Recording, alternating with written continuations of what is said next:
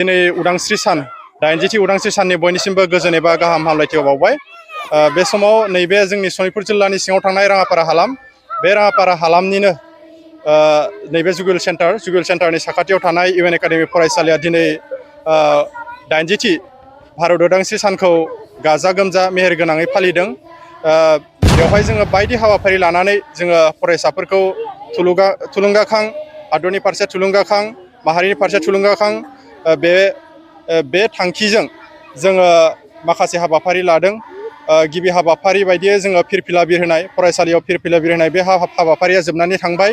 दा नैथि हाबाफारि जोङो फरायसाफोरनि रिलियाव जोङो न'खर न'खर माहारिनि फिरफिला, माहारिनि फारसे मोजां साननाय, माहारिनि फारसे फरायसाफ्रा मोजां खामानि मावलांनो हानाय, डक्टर इन्जिनियार बायदि जानानै हादोरनि फारसे जोङो मोजां खामानिखौ मावलांनो हायो, बेखौ जोङो एवारनेस लानो थाखाय फरायसाफोरखौ जोङो थुलुंगाखां होदों।